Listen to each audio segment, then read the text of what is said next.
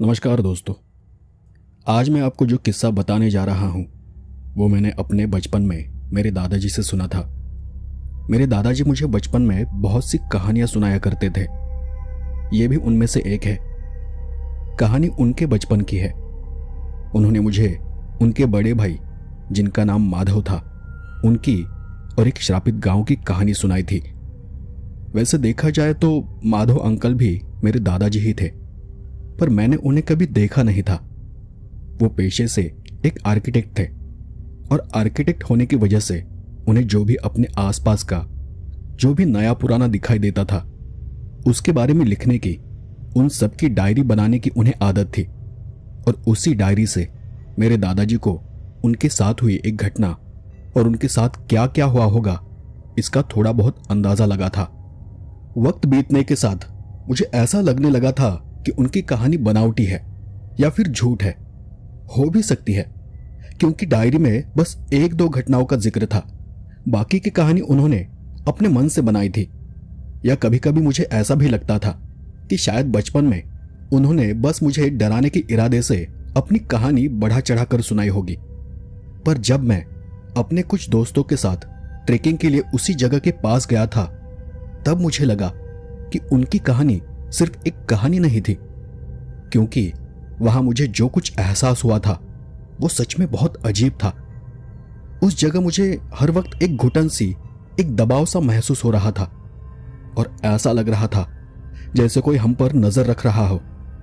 वैसे हमारे साथ कोई बुरी घटना हुई तो नहीं थी, लेकिन मेरे साथ जो भी थे हम सबका अनुभव एक जैसा था और इसलिए हम ज्यादा देर तक वहां रुके नहीं। अब वहां कोई गांव नहीं है, कोई घर नहीं, नहीं गांव होने के कोई नामो निशान है। बीते 40-50 सालों में सब कुछ बदल गया है। लोग उस जगह को छोड़कर जा चुके हैं और वो जगह अब एक घने जंगल में बदल गई है। पर जब मैं वहां था तब मुझे एहसास हुआ था कि कुछ कहानियां सिर्फ कहानियां नहीं होती, उनमें कुछ न कुछ सच्चाई जरूर होती है। तो मैं आपको उनकी सुनाई कहानी उन्हीं के अंदाज में सुनाने जा रहा हूं। ऐसे कहते हैं कि शहर की हवा में आजादी होती है, लेकिन गांव की मिट्टी में पुरानी यादें बसी होती है और कभी कभी वो यादें इतनी गहरी होती है कि वो जिंदा लोगों को भी जकड़ लेती है। मेरा नाम माधव है और मैं एक आर्किटेक्ट हूं। पुरानी हवेलियों और ऐतिहासिक इमारतों की डिजाइन में मेरी गहरी दिलचस्पी है और इसी शौक के चलते जब मेरे कॉलेज के दोस्त चिंतामणि ने मुझे अपने गांव कोकण के पास उनका एक पुराना पुश्तैनी वाड़ा, मतलब एक पुरानी पुश्तैनी हवेली देखने का न्योता दिया, तो मैं उसे मना नहीं कर पाया। वहां जाने से पहले की बात है, चिंतामणि हमेशा मुझे अपने गांव के बारे में बड़ी अजीब बातें बताया करता था। कहता था कि माधव, हमारे गांव में कुछ अजीब नियम चलते हैं, सरकार के नहीं, उनके। जैसा उसका नाम था वैसा ही वो हमेशा चिंता में रहता था और मैं हमेशा उसका इसी बात का मजाक उड़ाया करता था। हालांकि उसे भी अपने गांव के बारे में इतना कुछ ज्यादा पता नहीं था, क्योंकि वो बचपन से ही शहर में पला बढ़ा था। कभी गांव गया भी होगा तो भी बचपन में। बड़े होने के बाद शायद एक आध बार ही उसका अपने गांव जाना हुआ था। लेकिन उस दिन जब हम रत्नागिरी के पास उसके गांव पहुंचे, तब मुझे एहसास हुआ कि वो मजाक नहीं कर रहा था। गांव में दाखिल होने से पहले हमें एक पहाड़ी के पास से गुजरना था। वही एक जगह पहाड़ी के ऊपर घने पेड़ों के बीच किसी मंदिर जैसा कुछ था। चिंतामणि ने वही नीचे कहीं गाड़ी रोक दी और गाड़ी से उतरते हुए गंभीर आवाज में मुझे कहा, माधव, नीचे उतर और ऊपर पहाड़ी को प्रणाम कर। मतलब? मैंने गाड़ी के अंदर से ही बाहर ऊपर की तरफ देखते हुए पूछा, ये यहां का रिवाज है। मैंने हंसते हुए फिर पूछा, कैसा रिवाज? क्या यहां टोल टैक्स देना पड़ता है क्या? चिंतामणि ने मेरी हंसी को नजरअंदाज किया। उसने आंखें बंद की। उसके चेहरे पर चिंता की लकीरें थी। वो अपने आप में कुछ बुदबुदाया और वहीं की कुछ मिट्टी उठाकर उसने अपने माथे पर लगा ली। ये सब करने के बाद उसने मेरी तरफ देखा चिंतामणि ने एक बार फिर धीमी आवाज में कहा, प्रणाम कर ले, कह दे कि तू मेहमान है, कोई नुकसान पहुंचाने नहीं आया है। मुझे उसकी ये सब बातें नौटंकी लग रही थी। लग रहा था जैसे मुझे डराने के लिए वो जानबूझकर ये सब कर रहा है, पर उसका चेहरा इतना गंभीर था कि मैंने भी मन ही मन में सॉरी बोला और उसने जो किया वो सब कर वापस गाड़ी में बैठ गया। उसका वो गांव किसी टाइम कैप्सूल जैसा लग रहा था। उस जगह से थोड़ा आगे जाते ही मुझे ऐसा लगा जैसे हम किसी अलग ही दुनिया में आ गए हो। खपरेल के छत वाले घर, वहां चारों तरफ घने नारियल और सुपारी के बाग थे और उस जगह में एक अजीब सी खामोशी भरी थी। दोपहर का वक्त था और गांव में कोई हलचल नहीं थी। बूढ़े बुजुर्ग लोग अपने अपने घरों के सामने बैठे तो थे, पर कोई भी जोर से बात नहीं कर रहा था। सब आपस में ही फुसफुसा रहे थे। आसपास घने पेड़ों को और लोगों को देखते हुए हम दोनों गांव की कच्ची सड़क पार कर चिंतामणि के घर पहुंचे। चिंतामणि का घर बहुत बड़ा और बहुत सुंदर था। उसके परिवार ने, उसकी मां और पिताजी ने मेरा बहुत अच्छा स्वागत किया। सब कुछ सामान्य लग रहा था, लेकिन उनकी आंखों में मुझे एक डर नजर आ रहा था, जैसे वो हर वक्त किसी अनहोनी का इंतजार कर रहे हो। शाम को चाय पीते वक्त मैंने चिंतामणि से कहा, यार तू जिस वाड़े की बात कर रहा था ना, वो कहाँ है? चल ना, उसे भी एक बार देख लेते हैं। और मेरी ये बात सुनकर चिंतामणि की मां के हाथ से चाय का कप खनखना कर तश्तरे में गिरा। चिंतामणि के पिताजी ने अखबार नीचे रखते हुए सख्ती से कहा, चिंतामणि, इसे गांव घुमा ला, पर उस तरफ मत जाना। मैं हैरान था। मैंने उनकी तरफ बिना देखे पूछा, किस तरफ अंकल? चिंतामणि ने मेरा हाथ पकड़कर मुझे बाहर खींच लिया। चल, बाद में बताता हूं। और फिर हम दोनों घर से बाहर निकल पड़े। हम गांव की पगडंडी पर चल रहे थे। सूरज ढल रहा था और कोकण की लाल मिट्टी पर लंबी परछाइयां पड़ रही थी। चलते चलते हम गांव के छोर पर आ गए। वहां एक ऊंची पहाड़ी पर घने पेड़ों के बीच एक खंडहर जैसा कुछ खड़ा था, और वो वही वाड़ा था। विशाल, काला, पत्थरों से बना हुआ। उसकी दीवारें जगह जगह से ढह चुकी थी, लेकिन उसका मुख्य दरवाजा वो अभी भी साबुत था। सागौन की लकड़ी का नक्काशीदार और विशाल दरवाजा, और उस पर बड़े बड़े ताले लटके हुए थे। मैं उस दरवाजे को देखकर मंत्रमुग्ध हो गया। वाह चिंतामणि, यह तो आर्किटेक्चर का मास्टरपीस है। चलो अंदर चलते हैं। चिंतामणि ने झट से मेरा हाथ पकड़ लिया। नहीं। मैंने उसके चेहरे की तरफ देखा। क्यों? क्या हुआ? हम अंदर क्यों नहीं जा सकते? चिंतामणि ने पीछे हटते हुए कहा, माधव वापस चल, यहां खड़ा रहना भी मना है। मैंने उसकी बात नहीं सुनी, क्योंकि मैं एक आर्किटेक्ट था और मेरे लिए वो वाड़ा किसी खजाने से कम नहीं था। मैं टेकड़ी चढ़ने लगा। चिंतामणि नीचे से चिल्लाया, माधव पागल मत बन, वो कोई कुलदेवत का स्थान नहीं है, वो हमारे पूर्वजों की सजा देने की जगह है। मैंने मुड़कर हंसते हुए कहा, अरे यार तू कितना डरपोक है, तेरे ही पूर्वज तो है, क्या ही कर लेंगे, भूत बनकर खा तो नहीं जाएंगे ना। मैंने उस वाड़े के दरवाजे तक पहुंचकर एक गहरी लंबी सांस ली। पर अब सच कहूं तो वो वाड़ा नजदीक से और भी भयानक लग रहा था। दरवाजे पर सिंदूर और हल्दी के ताजे निशान थे, मतलब अब भी यहां कोई आता था। मैंने दरवाजे को हल्के हाथ से छुआ। लकड़ी ठंडी थी, बर्फ जैसी ठंडी। और तभी मैंने मजाक में दरवाजे पर लटक रही लोहे की जंजीर खटखटा दी। वो ठक ठक की आवाज उस जगह के गहरे सन्नाटे में किसी धमाके जैसे गूंज उठी। नीचे दूर खड़ा चिंतामणि मेरी वो हरकत देख अपना सिर पकड़कर बैठ गया। तूने ये क्या किया माधव? मैंने हंसते हुए कहा, देख कुछ नहीं हुआ, कोई भूत नहीं आया। उसने मुझे घबराते हुए चेहरे से नीचे आने का इशारा किया। जल्दी नीचे आ, अभी के अभी। चल, चल यहां से वापस चलते हैं। अब वैसे भी कुछ देर बाद अंधेरा होने ही वाला था, तो मैंने सोचा कि कल सुबह ही आ जाएंगे, इसलिए मैं भी बिना कुछ कहे नीचे उतर गया। कुछ 20 मिनट में हम वापस घर आ गए। रात को खाना खाते वक्त मैंने देखा कि चिंतामणि आज कुछ ज्यादा ही चुप है। उसके घर वाले भी मुझे बार बार नजरें चुराकर देख रहे थे। रात के करीब 12 बजे होंगे। हमें मेहमानों वाले कमरे में सुलाया गया था।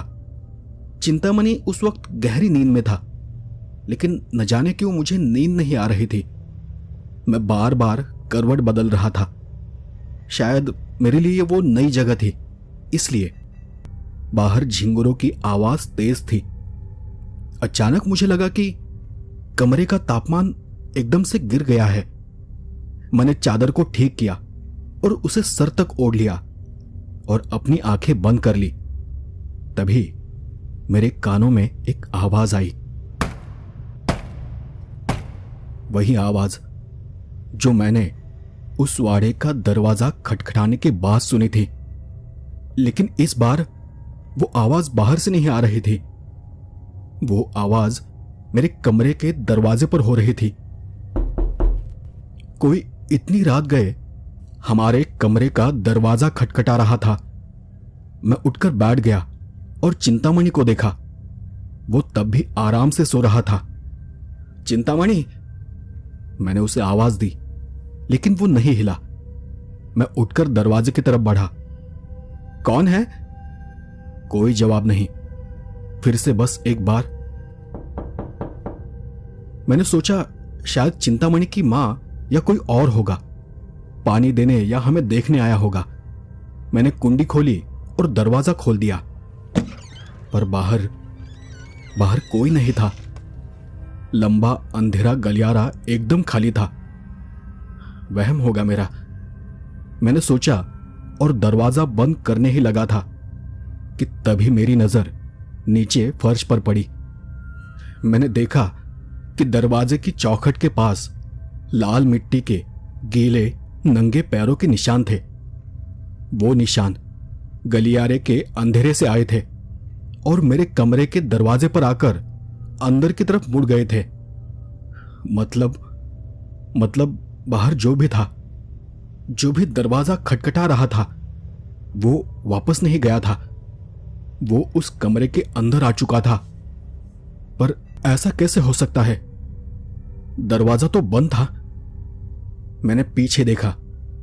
वो पैरों के निशान कमरे के अंदर तक थे और ठीक मेरे बिस्तर के बगल तक वही लाल मिट्टी के गीले नंगे पैरों के निशान ठीक मेरे बिस्तर के पास गायब हो गए थे। मेरा गला सूख गया। मैंने अपनी नजरें उठाकर कमरे में यहां वहां देखा, पर वहां अंदर कोई नहीं था। लेकिन कमरे के अंदर की हवा में एक अजीब सी भारी और उमस भरी गंध फैल गई थी, जैसे बारिश के बाद गीली मिट्टी की खुशबू होती है, लेकिन उसमें किसी चीज की सड़ी हुई बदबू भी मिली हुई थी। चिंतामणि, मैंने बहुत धीमी आवाज में पुकारा। मेरी आवाज मेरे गले से बाहर ही नहीं निकल रही थी। तभी मेरे ठीक पीछे मेरे कान के पास किसी ने गहरी सांस ली।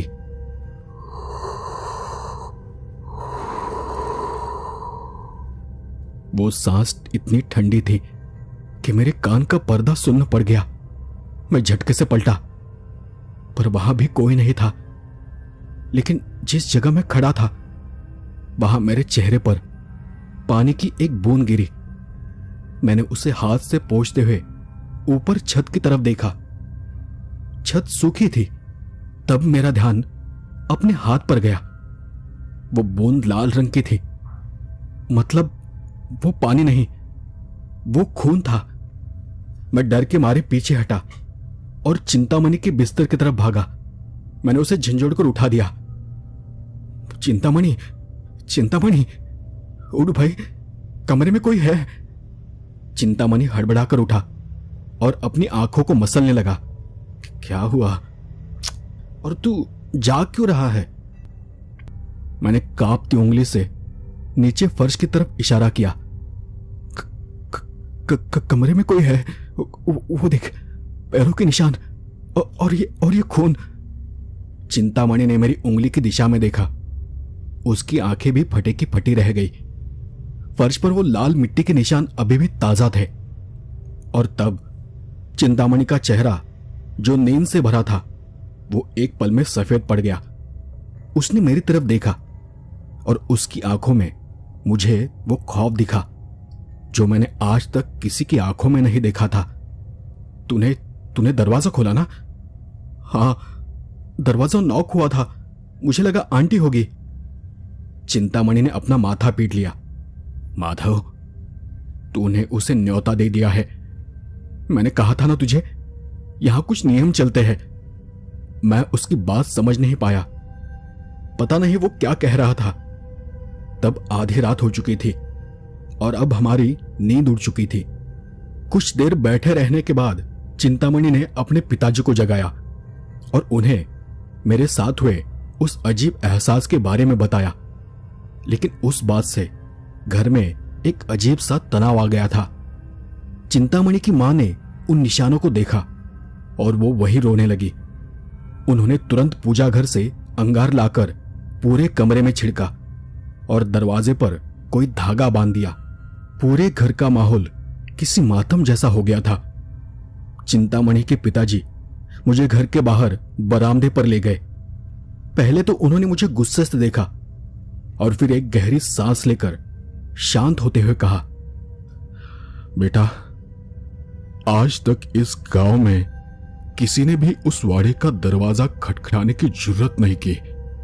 तुम्हें पता है उस जगह को गांव वाले बाड़ा क्यों नहीं कहते? मैं उस वक्त डरा हुआ था और चुप था। चिंतामणि के पिताजी ने वहां से दूर जाती उस राह को देखते हुए अपनी नजरें ऊपर पहाड़ तक ले जाते हुए कहा, यहां के लोग उसे मरघट कहते हैं। वो कोई रहने की जगह नहीं है और न ही कभी थी। आज से 30-40 साल पहले हमारे पूर्वज वहां न्याय किया करते थे और जो भी अपराधी होता था या जिससे भी कोई गलती होती थी उसे उस वाड़े में ले जाया जाता था और जिसे भी वहां भेजा जाता वो कभी भी जिंदा वापस नहीं आता था। उनकी बात सुनकर मेरे रोंगटे खड़े हो गए और चिंतामणि के पिताजी ने फिर आगे कहा, उस वाड़े के अंदर एक कुआं है। सुना है कि उस जमाने में मुजरिमों का सिर काटकर उसी कुएं में डाल दिया जाता था। वो वाड़ा दरअसल एक कत्ल खाना था और दरवाजा खटखटाने का मतलब है जल्लाद को बुलाना।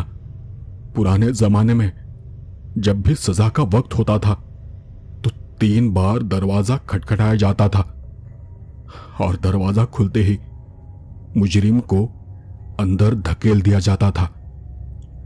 उनकी ये सब बातें सुनकर मेरी सांसें अटक सी गई थी, क्योंकि मैंने कल मजाक मजाक में ठीक 3 बार दरवाजा खटखटाया था। मैंने अपने चेहरे का पसीना पोंछते हुए कहा, अंकल, तो अब क्या करूं मैं? मुझसे जाने अनजाने में बहुत बड़ी गलती हो गई है। चिंतामणि के पिताजी ने गंभीर होकर कहा, तुम्हें तुरंत गांव छोड़ना होगा। जितनी जल्दी हो सके इस गांव की सीमा से बाहर निकल जाओ। अगर तुम यहां रहे तो वो जल्लाद तुम्हें अपने साथ ले जाएगा। और फिर मैंने एक पल की भी देरी नहीं की। चिंतामणि ने अपनी कार निकाली। मैंने जल्दी जल्दी में अपना सामान भरा और अपना बैग उठाया। मेरे हाथ अभी भी कांप रहे थे। हम बीच रात को उस घर से निकले। ऊपर पूरा चांद नजर आ रहा था और हर तरफ सफेद धुंधली सी रोशनी फैली हुई थी, पर फिर भी चांद की वो रोशनी नीचे जमीन तक पहुंच नहीं पा रही थी। घने पेड़ों ने जैसे उसे ऊपर ही रोक रखा था। मुझे अब जाकर थोड़ा सुरक्षित लगने लगा था। मुझे ऐसा लगा कि मैं कुछ ही देर में यहां से निकल जाऊंगा। मैंने अपने पास की डायरी निकाली और उसमें कुछ लिखने लगा। चिंतामणि तब कार चला रहा था और मैं उसके बगल में बैठा था। हम वहां एक नदी वाले पुल की तरफ बढ़ रहे थे। वही पुल जहां पास हमने गाड़ी से नीचे उतरकर ऊपर पहाड़ को प्रणाम किया था। मैंने डायरी में कुछ लिखते हुए चिंतामणि से कहा, चिंतामणि चिंतामणि गाड़ी तेज चला, बस यहां से निकाल ले मुझे। चिंतामणि तब कुछ नहीं बोला। उसका पूरा ध्यान रास्ते पर था। हमारी गाड़ी गांव की संकरी पगडंडी से गुजर रही थी। दोनों तरफ घने नारियल और सुपारी के बाग थे। अब तक तो सब कुछ सामान्य लग रहा था, लेकिन करीब 15 मिनट चलने के बाद भी हमें वो पुल कहीं नजर नहीं आया। चिंतामणि चिंतामणि, ये रास्ता कहां जा रहा है? पुल को तो अब तक आ जाना चाहिए था। मैंने तब चिंतामणि के चेहरे को देखा। उसके माथे पर भी पसीना चमकने लगा था। शायद वो भी इसी बात के बारे में सोच रहा था, और तब वो डर के मारे यहां वहां देखने लगा। चिंतामणि ने आसपास देखते हुए कहा, पता नहीं यार, रास्ता तो यही है, सीधा रास्ता है, ज्यादा मोड़ भी नहीं है, फिर हम गोल गोल कैसे घूम सकते हैं? फिर भी हम आगे चलते रहे। चिंतामणि जितना हो सके गाड़ी को तेज भगा रहा था। 20 मिनट, 30 मिनट, और फिर अचानक चिंतामणि ने जोर से ब्रेक मारा। कार धूल उड़ाती हुई जगह पर ही रुक गई। जब धूल हट गई तब हमने ध्यान से देखा। सामने रास्ता बंद था, लेकिन रास्ता खत्म नहीं हुआ था। हमारे सामने वही पहाड़ी की ढलान थी, और उस पहाड़ी के ऊपर वही काला खौफनाक वाड़ा जिसे गांव के लोग मरघट कहते थे, वो किसी राक्षस जैसे खड़ा था। मतलब अब भी हम गांव से बाहर नहीं गए थे। हम घूम फिर कर वापस उसी मरघट के सामने आ खड़े हुए थे। नहीं, यह नामुमकिन है, हमने यूटर्न नहीं लिया था। चिंतामणि के चेहरे से तब पसीना टपकने लगा था। वो हमें जाने नहीं दे रहा। माधव, माधव, वो तुम्हें जाने नहीं दे रहा। तभी कार की छत पर एक जोरदार आवाज हुई, जैसे कोई भारी चीज ऊपर कूद पड़ी हो। कार के सस्पेंशन दब गए, लगा जैसे कार जमीन में धंस गई हो। हम दोनों एक साथ चीख पड़े। चिंतामणि डर के मारे मुझ पर चिल्लाने लगा, लॉक कर, दरवाजे लॉक कर जल्दी। लेकिन इससे पहले कि चिंतामणि कुछ करता, मेरी तरफ का लॉक अपने आप ऊपर उठ गया और मेरी खिड़की के कांच पर बाहर से जोर से लाल मिट्टी का एक हाथ छपा। उस हाथ की छाप के साथ कांच पर धीरे धीरे दरारें पड़ती चली गई, और बाहर से बाड़े की तरफ से एक आवाज आई। वो आवाज हवा में गूंज रही थी, जैसे सैकड़ों लोग एक साथ मातम मना रहे हो। चिंतामणि ने रिवर्स गियर डाला और कार को पीछे भगाने की कोशिश की, लेकिन उसी पल कार का इंजन बंद हो गया। मैंने हड़बड़ाकर उसे कहा, स्टार्ट कर चिंतामणि, कुछ भी कर, गाड़ी स्टार्ट कर भाई। चिंतामणि चाबी घुमा रहा था, बार बार उसे चालू करने की कोशिश कर रहा था, पर इंजन बस घर घर की आवाज किए जा रहा था, और एक बार भी गाड़ी स्टार्ट नहीं हुई। पेट्रोल का निशान लाल तक पहुंच चुका था, और तभी मेरी नजर सामने बाड़े के मुख्य दरवाजे पर पड़ी। वो विशाल नक्काशीदार लकड़ी का दरवाजा, जिस पर कल बड़े बड़े ताले लटके थे, वो अब धीरे धीरे खुल रहा था, और मैं बस किसी पुतले की तरह उसे देखे जा रहा था। लगा जैसे अंदर से गहरा काला अंधेरा बाहर झांक रहा हो, और उस अंधेरे में से एक आदमी जैसी कोई परछाई बाहर निकली हो। उसका सिर्फ आकार दिखाई दे रहा था। वो बहुत लंबा था। फिर धीरे धीरे वो चांद की रोशनी में आकर खड़ा हो गया। उसके कमर के नीचे सिर्फ एक धोती थी, और उसका पूरा शरीर लाल रंग से रंगा हुआ था। तब मेरा ध्यान उसके हाथ की ओर गया। उसके हाथ में एक पुरानी जंग लगी हुई नंगी तलवार थी। और सबसे भयानक बात यह थी, जब वो अंधेरे से निकलकर और आगे आया तब मैंने देखा कि उसका सिर ही नहीं था। कहने की जरूरत नहीं थी कि वही जल्लाद था। और अब वो धीरे धीरे उस पहाड़ी से नीचे उतरने लगा, सीधे हमारी कार की तरफ। और कार की छत पर बैठी वो चीज जिसने कार पर छलांग लगाई थी, वो अब छत को अपने नाखूनों से खुरच रही थी। और उसकी आवाज से शरीर में सिहरन पैदा हो रही थी, जैसे कोई कील से टीन का डिब्बा फाड़ रहा हो। चिंतामणि ने गाड़ी चालू करने की काफी कोशिश की, पर अब वो भी रोने लगा था। उसके हाथ पांव थरथराने लगे थे। वो बार बार स्टीयरिंग पर अपना हाथ पटक रहा था।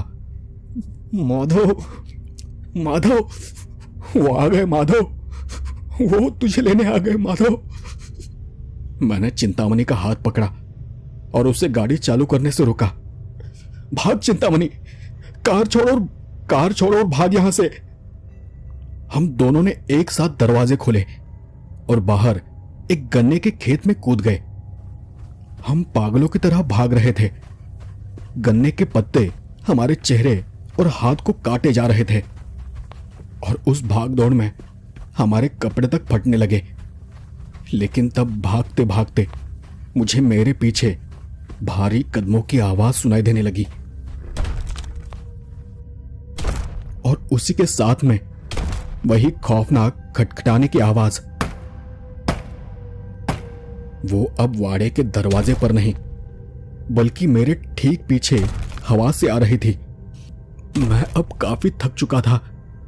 खेत के बीच भागने के लिए बहुत ताकत लगानी पड़ रही थी। उबड़ खाबड़ मिट्टी में पैर बार बार धंस रहे थे। मैं किसी तरह भागते हुए थोड़ा आगे जाकर एक जगह हाँफते हुए रुका। सामने एक पुरानी झोपड़ी जैसा कुछ था। मैंने सोचा कि वहीं पर छिप जाता हूं। मैं दौड़कर उस झोपड़ी के अंदर चला गया और दरवाजा बंद कर लिया। जब दरवाजा बंद हुआ तब मुझे एहसास हुआ कि अंदर की टूटी छत से चांद की रोशनी अंदर आ रही थी। सिर्फ कोनों में अंधेरा था, जैसे अंधेरा खुद डरकर कोनों में छुपा बैठा हो। मैं भी वहीं एक अंधेरे कोने में दुबक कर बैठ गया। मेरी सांसें बहुत तेज चल रही थी, पर मैं अपने आप को शांत रखने की पूरी कोशिश कर रहा था। और फिर आसपास की सब आवाजें भी शांत हो गई, या फिर कम हो गई थी। लगा जैसे मैं बच गया हूं। मैंने अपना पसीना पोंछा और एक बार फिर से अपने आप को शांत किया और खुद को समझाया कि अब डरने की कोई जरूरत नहीं है। तभी झोपड़ी के दूसरे कोने से एक आवाज आई। मुजरिम छिपते नहीं, उन्हें अपनी गलती की सजा जरूर मिलती है। मैं आसपास कुछ देख नहीं पा रहा था, पर मुझे महसूस हुआ कि झोपड़ी के कोने में मेरा दोस्त चिंतामणि खड़ा है। ये उसी की आवाज थी। मैं झोपड़ी के अंधेरे कोने से थोड़ा बाहर निकला।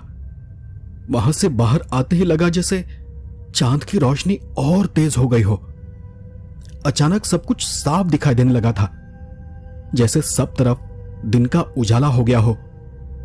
उसी पल चिंतामणि भी उस रोशनी में आकर खड़ा हो गया। चिंतामणि, तू यहां? मैं उसे पुकार रहा था, लेकिन तब मैंने उसे ध्यान से देखा। ये वो चिंतामणि नहीं था जो मेरे साथ भाग रहा था। इस चिंतामणि का चेहरा उल्टा था। उसका सिर पीछे की तरफ मुड़ा हुआ था। उसकी पीठ मेरी तरफ थी, लेकिन उसका चेहरा, वो मुझे देख रहा था।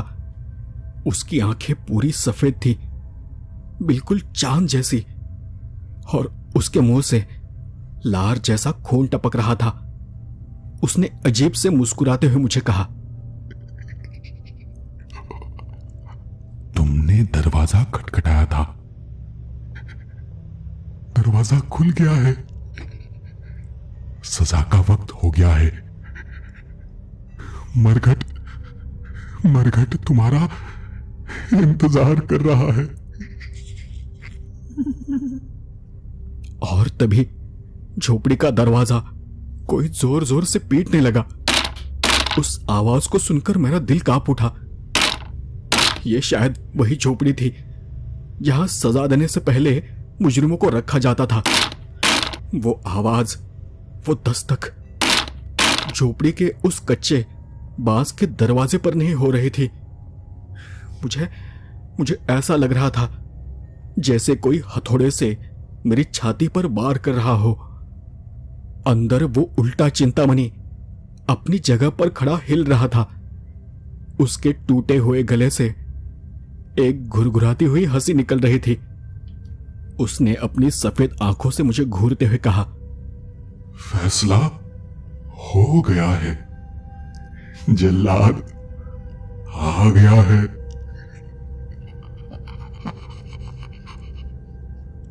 और अगले ही पल झोपड़ी का दरवाजा किसी ने बाहर से लात मारकर तोड़ दिया। लकड़ी के टुकड़े टूटकर आसपास बिखर गए और अब दरवाजे की चौखट पर वो खड़ा था, वो जल्लाद। वो करीब 7 फुट लंबा था। उसका विशाल काला शरीर तेल और सिंदूर से चमक रहा था और उसकी गर्दन के ऊपर कुछ भी नहीं था। बस वहां कुछ था तो कटा हुआ मांस और जमा हुआ काला खून था। और उसके दाहिने हाथ में थी वो जंग लगी भारी तलवार। मैं तब चीखना चाहता था, लेकिन उस पल मेरे शरीर में उभरे डर ने जैसे मेरा गला घोट दिया हो। वो उल्टा चिंतामणि अचानक वो घुटनों के बल बैठ गया, जैसे वो उस जल्लाद के सामने झुक रहा हो। जल्लाद ने एक कदम अंदर बढ़ाया और उस आवाज से मैं कांप उठा। ऐसा महसूस हुआ जैसे झोपड़ी की जमीन हिल गई हो। मैं एकदम से होश में आ गया। मेरी सर्वाइवल इंस्टिंक्ट जाग उठी। मेरे ठीक पीछे झोपड़ी की दीवार मिट्टी और गोबर से बनी थी और इतने सालों में बारिश की वजह से थोड़ी गली हुई थी। मैंने अपनी पूरी ताकत लगाई, अपना कंधा आगे किया और उस कच्ची दीवार पर पूरी जान से टक्कर मारी। वो मिट्टी की दीवार भरभरा कर गिर गई और मैं लुढ़कता हुआ झोपड़ी के पीछे गन्ने के खेत में जा गिरा। वहां गिरने की वजह से मेरे कोहनी और घुटने छिल गए, लेकिन मैं रुका नहीं। मैं भागा, मैं और तेज भागा। गन्ने के खेत में रास्ता दिखना नामुमकिन था। गन्ने के तीखे पत्ते मेरे चेहरे और हाथों को ब्लेड की तरह काट रहे थे और उस पल मुझे अपने होठों पर खून का स्वाद महसूस हो रहा था। लेकिन फिर भी मैं भागता रहा, पूरी जान लगाकर भागता रहा। मेरे पीछे से उस झोपड़ी से मुझे एक भयानक चीख सुनाई दी। वो चिंतामणि की चीख थी। शायद उस जल्लाद ने उसे। बस इतना सोचकर ही मेरी रूह कांप गई।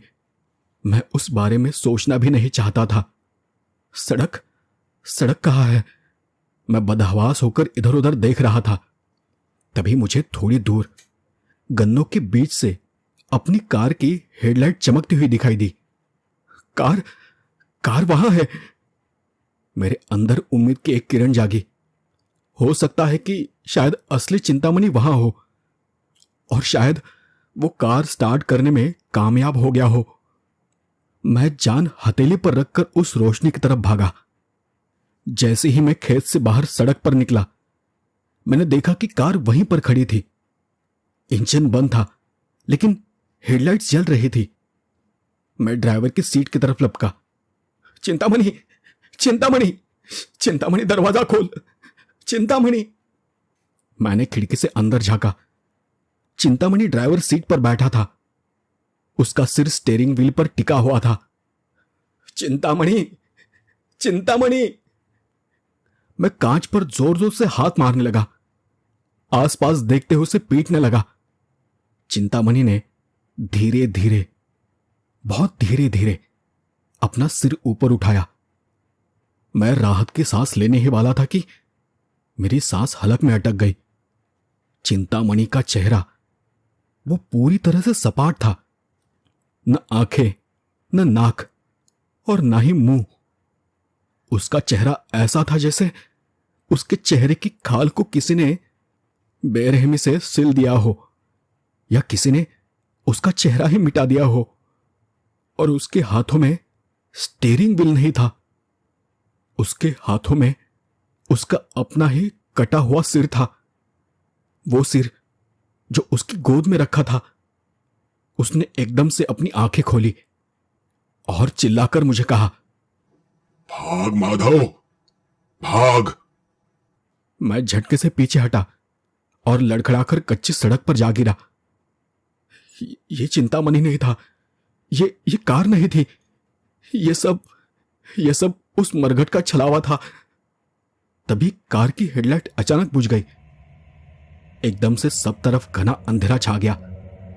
चांद की रोशनी भी कम हो गई थी और उस अंधेरे में मेरे चारों तरफ से घुंघरू बजने जैसे आवाज आने लगी। लेकिन ये घुंघरू नर्तकी के नहीं थे, ये उन लोहे की जंजीरों की आवाज थी जो मुजरिमों के पैरों में बांधी जाती थी। मेरे आसपास का नजारा बदल चुका था। अब मैं गन्ने के खेत में नहीं था, वहां की सड़क गायब हो चुकी थी, कार भी कहीं दिखाई नहीं दी। तब मुझे महसूस हुआ मैं उस वाड़े यानी उस मरघट के बीचों बीच खड़ा था। मेरे चारों तरफ ऊंची ऊंची पत्थर की काली दीवारें थी और मेरे सामने वो भयानक कुआं था, वही कुआं जिसके बारे में चिंतामणि के पिताजी ने मुझे बताया था, जहां मुजरिमों के सिर काटकर फेंके जाते थे। और उस पल कुएं के अंदर से एक अजीब सी हरी रोशनी निकल रही थी और उस रोशनी में सैकड़ों साये दीवार पर नाच रहे थे। नहीं नहीं, मैं अंदर कैसे आ गया? मैं तो बाहर था। वो सब देख मैं रोने लगा। मेरा शरीर भी थकान से ठंडा पड़ चुका था। तभी मेरे पीछे बाड़े का विशाल मुख्य दरवाजा, जो मेरे आने के बाद बंद हो चुका था, उस पर किसी ने बाहर से जोर से खटखटाया। लेकिन इस बार दस्तक देने वाला कोई भूत नहीं था, बाहर से मेरी ही आवाज आ रही थी, देख, कुछ नहीं हुआ, कोई भूत नहीं आया। वो आवाज सुन मेरा दिमाग सुन्न हो गया। ये मेरी कल की आवाज थी या फिर वक्त का लूप था, जब मैं कल बाहर खड़ा होकर दरवाजा खटखटा रहा था। तो शायद दरअसल मैं अपनी ही मौत को बुला रहा था, जो अंदर मेरा इंतजार कर रही थी। मैं अब अंदर था और मेरा अतीत वो बाहर था। जब मेरा ध्यान दरवाजे पर था, तब पता नहीं कहां से बिना सिर वाला वो जल्लाद मेरे पीछे आकर खड़ा हो गया और अब वो धीरे धीरे मेरी तरफ बढ़ रहा था। उसने अपने हाथ की तलवार को जमीन पर घसीटा। जमीन भी पत्थर की बनी थी और उनमें से चिंगारियां निकलने लगी, पर मैं बस वो देख सकता था, क्योंकि मेरे पैर जमीन से चिपक गए थे। मैं हिल नहीं पा रहा था। उस जल्लाद ने अपना बायां हाथ ऊपर उठाया और मेरी तरफ उंगली से इशारा किया। एक भारी गूंजती हुई आवाज हवा में तैरी, जो बिना मुंह के बोले जा रही थी, 3 दस्तक और सदा शुरू। कुएं के अंदर से काले धुएं जैसे सैकड़ों हाथ निकले। उन्होंने मेरे पैरों को जकड़ लिया और वो सब मुझे कुएं की तरफ खींचने लगे। मैं चिल्ला रहा था, हाथ पैर मार रहा था, नाखूनों से जमीन खुरच रहा था, उनसे माफी तक मांग रहा था, लेकिन उनकी ताकत अब बहुत ज्यादा थी। मुझे घसीटते हुए कुएं की मुंडेर तक ले जाया गया। मैंने नीचे झांक कर देखा।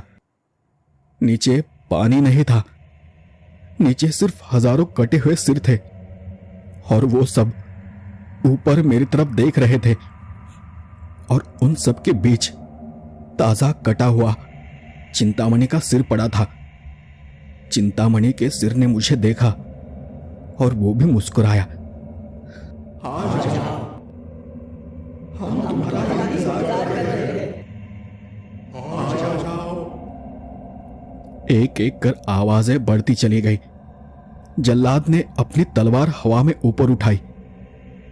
मेरी नजर भी ऊपर गई और मुझे आसमान में चांद दिखाई दिया। चांद को देखते हुए मुझे महसूस हुआ जैसे चांद की रोशनी बहुत तेज होती जा रही है। बहुत तेज, बहुत तेज, इतनी तेज कि मेरी आंखें उसे सहन नहीं कर पा रही थी। और फिर मैंने अपनी दोनों आंखें बंद कर ली।